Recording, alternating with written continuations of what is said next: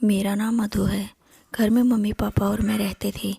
एक दिन अचानक फ़ोन आया कि बुआ के लड़के का एक्सीडेंट हो गया। सो मम्मी पापा तुरंत चल दिए। मेरे एग्ज़ाम आने वाले थे, इसलिए मैं नहीं गई। घर पर मैं अकेले ही थी। उस दिन मौसम भी अलग रंग में था। रुक रुक कर बारिश हो रही थी, बिजली चमक रही थी। थोड़ा अजीब सा महसूस हो रहा था, परंतु मैं अपने को दिलासा दे रही थी। बस एक रात की तो ही बात है, मैं रह लूँगी। रात के 11 बजे थे। अभी मुझे और पढ़ना था। सोचा चलो एक चाय पी ली जाए, फिर पढ़ाई करूँगी। मैं किचन की तरफ बढ़ी थी कि तभी ज़ोरदार ब्रेक लगने की आवाज़ आई और फिर से एक चीखने की। पहले तो मैं थोड़ा घबराई, फिर मैंने मेन गेट खोला तो सामने एक युवक घायल पड़ा था, खून से लथपथ और अचेत।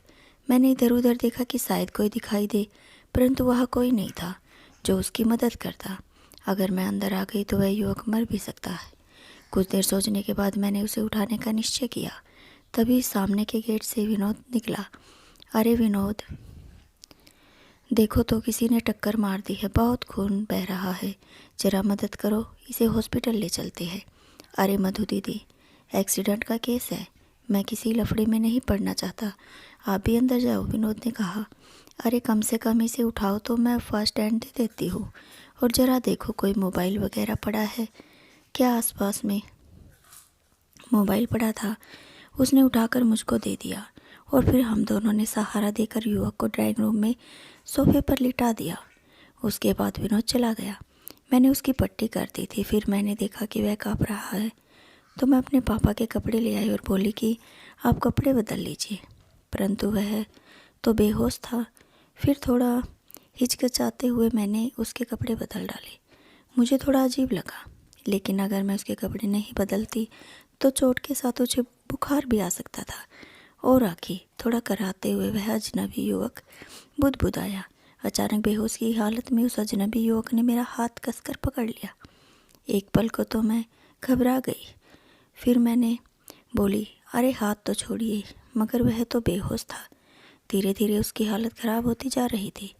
अब मैं घबराने लगी थी, और अगर इसे कुछ हो गया तो क्या होगा। मैं ही पागल थी जो इसे घर ले आई। विनोद ने मना भी किया था, मगर मैं नहीं मानी। नहलाती तो यह मर जाता, तो सोचा कि पट्टी करके घर भेज दूंगी, पर अब क्या करूं। तभी अचानक जोर से बिजली कड़की और उसने बेहोशी में ही मेरा हाथ जोर से खींचा और मैं उसके ऊपर गिर पड़ी। और फिर अंधेरा छा गया। उसने मुझे अपनी बाहों में भर लिया और फिर हम दोनों के बीच वो हुआ जिसकी मैंने कल्पना नहीं की थी। सुबह होने को थी, उसकी हालत बिगड़ती जा रही थी। मैंने एम्बुलेंस बुलाई और उसे हॉस्पिटल ले गई। उपचार मिलने के बाद युवक को होश आया तो डॉक्टर ने उसे मेरे बारे में बताया कि मैं ही उसे यहाँ लाई थी।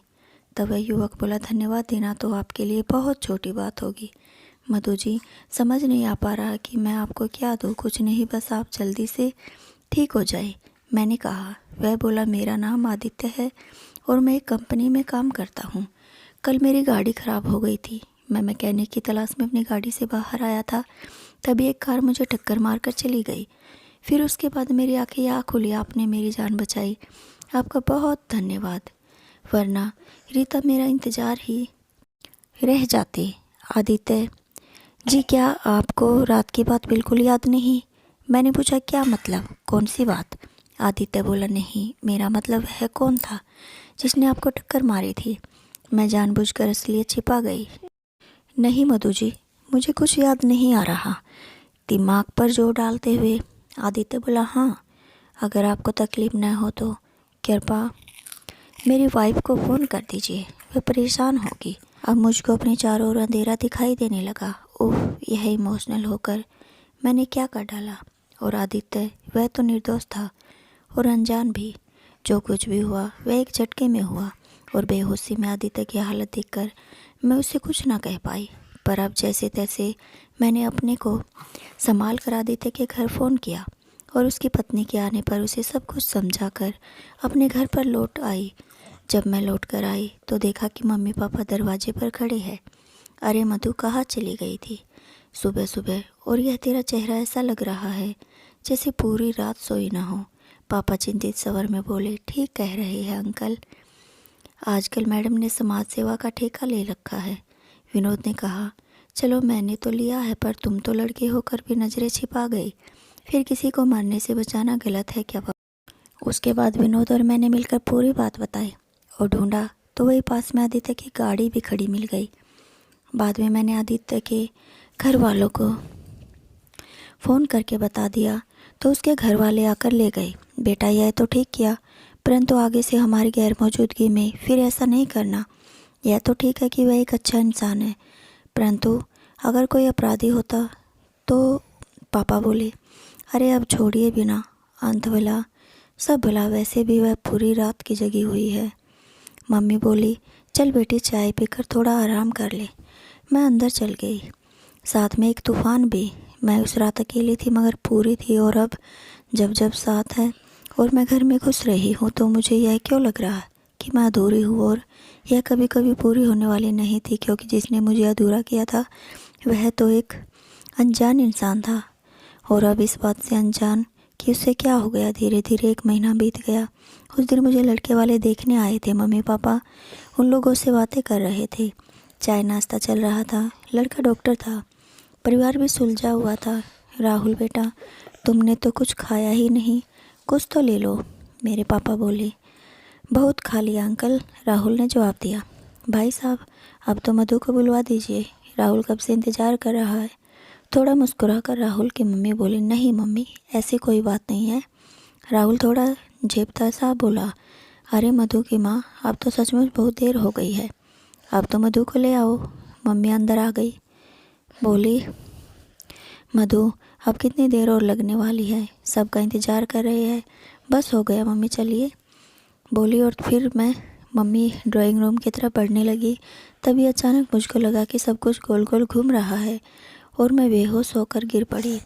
हर वक्त सन्नाटा छा गया कि क्या हुआ। मेरे पापा और सब लोग मेरी तरफ बढ़े। राहुल बोला कि ठहरिए अंकल, मैं देखता हूँ। मगर उसने जैसे ही मेरी नब्ज़ देखी तो उसके चेहरे के भाव बदल गए।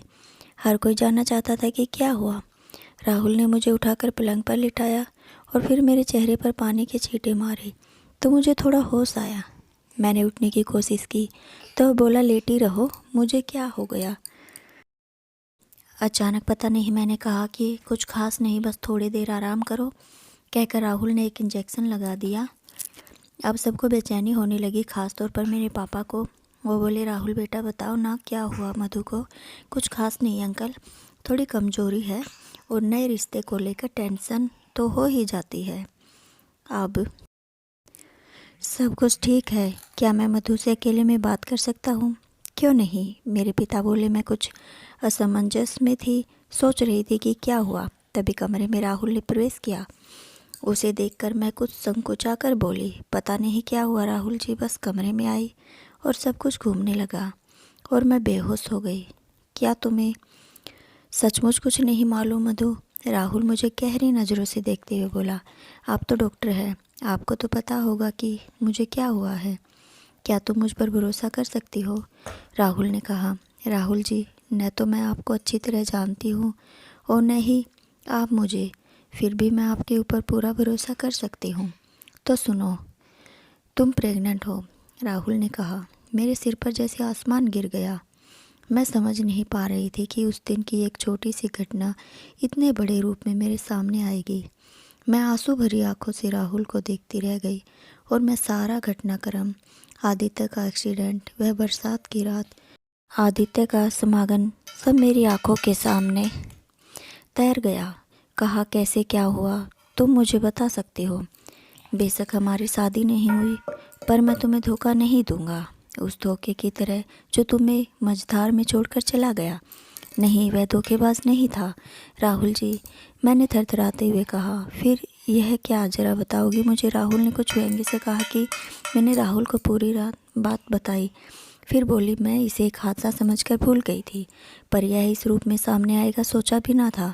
अब क्या होगा राहुल जी? कुछ नहीं होगा, जो कहता हूँ ध्यान से सुनो, सामान्य होकर बाहर आ जाओ। राहुल बाहर आया तो सब इंतज़ार कर रहे थे, खास तौर पर मेरे मम्मी पापा।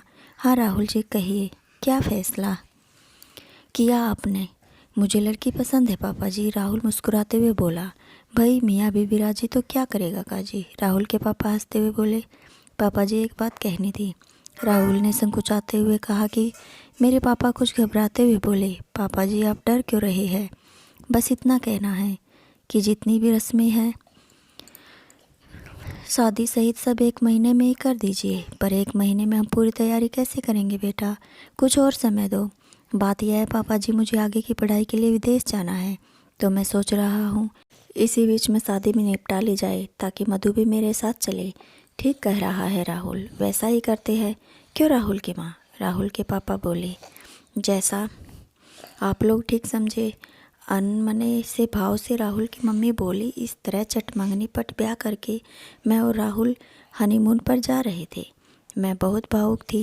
मैंने राहुल से कहा, आपने सिर्फ मेरी इज्जत बचाई बल्कि मेरे पूरे परिवार की भी इज्जत बचाकर मुझे उनकी नज़रों से गिरने से बचा लिया। मैं आपका यह कर्ज कभी नहीं उतार पाऊंगी।